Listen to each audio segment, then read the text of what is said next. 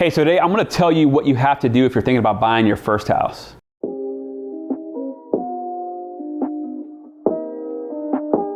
Hey, what's up? This is Chris Colgan. All right, so I'm going to give you guys a simple walkthrough on how it works to buy your first house and what you need to know to be prepared and everything.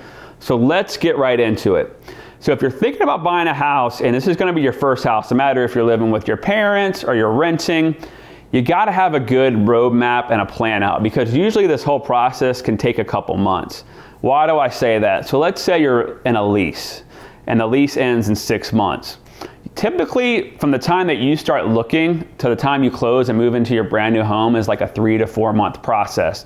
And it can get longer in a market like this where there's not much inventory. So the first thing I always suggest people do is you go ahead and do like a quick look at your credit score.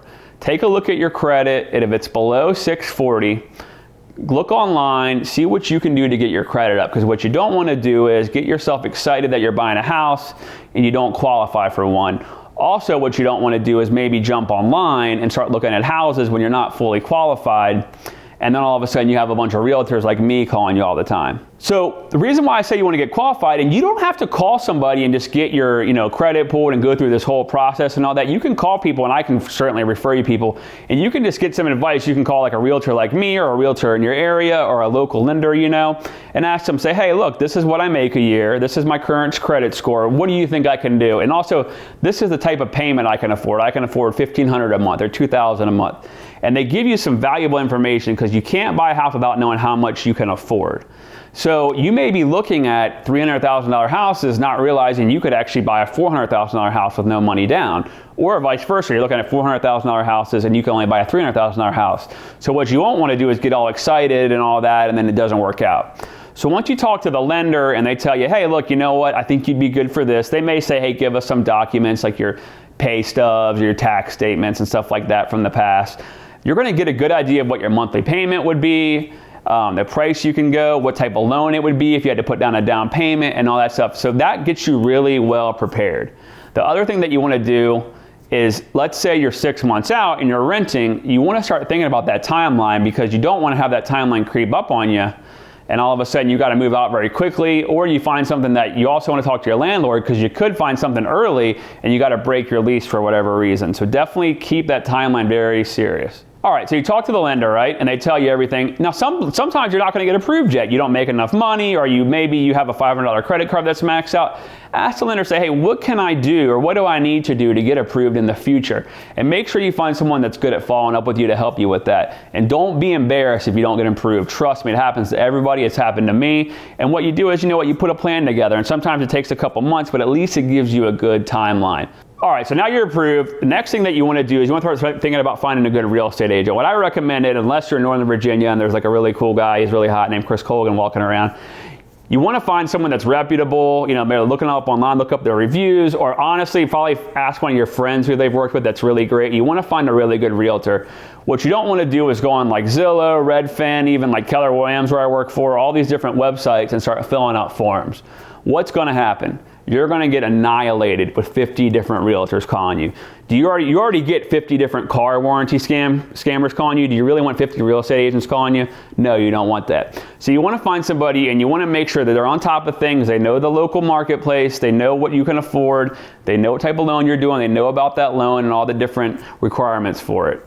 Because at the end of the day, they got to know the marketplace, because if you're looking in a certain town, that agent better know what's coming on the market and coming soon. So if you go on some of these bigger sites and you get an agent that doesn't know your local marketplace, you could be like steered into an area that you don't know much about, or they just don't know much about your area. All right, so once you get a real estate agent, what you want to do then is you want to say, hey, look, this is what I'm looking for. A 3-bedroom, 2 full bath house, whatever, with a garage, and I got approved up to $350,000. Realtors can get most of these listings before Zillow and all these other websites. And we also know about coming soon houses that are coming on the market and all that, and we get our own listings that we can help you find as well before they hit the market.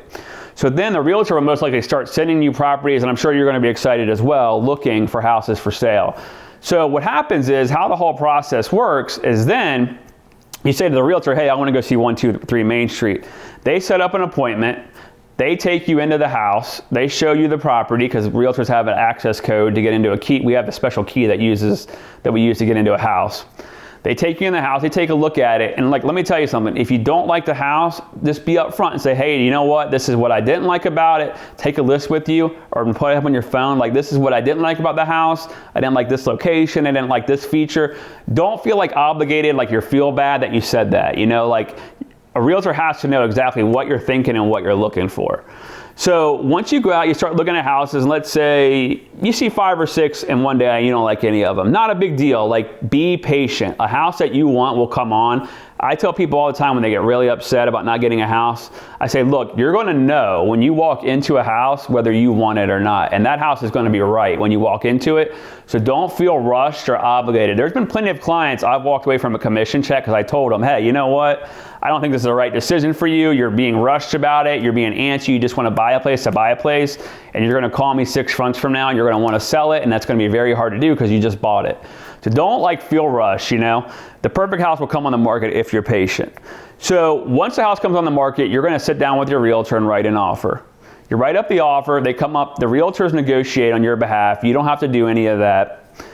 Let's say they come to an agreement, and now you have a ratified contract. I'm not going to sit here and bore you with all the details of all of that, but typically what you want to do is you're going to get a home inspection. What that is, that's usually about $400 to $500, and the inspector will come out with you, and that's going to be at a contingency. And they're going to say, hey, this is what, you know, is wrong with the house. And you can actually go back and say, hey, you know what, I'm not comfortable buying this house. I went out of the deal. Obviously talk to your realtor about that, whatever your contract says. Or I want certain items fixed, and you can ask for that. So you're going to have your home inspection. And then also your bank, by this time, you should have submitted all the paperwork they asked for. Another big mistake that home buyers make is they don't provide the lenders in a timely manner all the documentation. And then the realtor finds them a house, and they come to find out that maybe you wrote off a certain amount of tips. And you told them, hey, I make 80 grand a year, but then you wrote off, you really made 50 grand because of all your write-offs. So now all of a sudden you're like under contract and things get messed up. So make sure you're up front, you give them all the paperwork. So once you're under contract, from there you go through the home inspection, you finish, you should have an appraisal contingency and a finance contingency. The bank will get the house appraised. If it doesn't appraise for the asking price, your bank is certainly not going to lend the money. So make sure you have appraisal contingency written in there that if it doesn't appraise, you don't have to buy the house and you can back out and get any type of deposit you put down. And also you're going to want to have a financing contingency. What that means is it gives your lender time to put all your paperwork together, put it through underwriting, and give a full commitment for you to buy the house. It's saying that they'll lend the money. So if for some reason it doesn't work out, you also have that financing contingency to protect you. Now we get to the point, right? I'm talking a lot, but all right, so your loan's approved, you're cleared to close, all that. You're going to do a final walkthrough. What you want to do is the day before or the day of closing, you want to make sure the seller didn't have a Project X style party in the house, meaning the house didn't get trashed, water pipes didn't burst, all that stuff. The house is still safe and sound. Also, you want to have had the utilities transferred to your name, because I've heard of this happening before. Even I told the client the utility information. They forget. The next day they call me and be like, hey Chris, like, why isn't the power on? I'm like, did you get the power transferred to your name? So you want to make sure you go through all that. So the day of closing, you sit down for about an hour or two and you sign. So you literally sign your life away, I'm not going to lie. You sign all these documents for about an hour or so, and that's the closing. And then typically that day, depending on your area, you get to move into the house.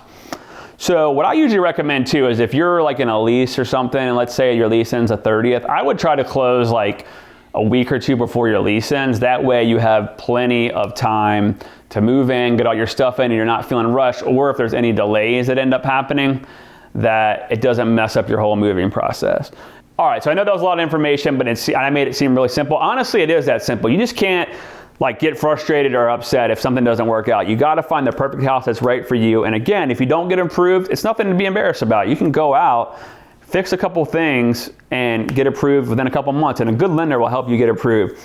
So if you have any questions, as always, shoot me a text. I would love if you could like literally smash the like button on this video, because it will actually push it up, like literally break your freaking hand, and comment below what you guys think, or if you have any questions about this, and I will answer. Me personally, and on Cameo right now, the going rate is like $5,000 for me to give like a 2-minute birthday shout out.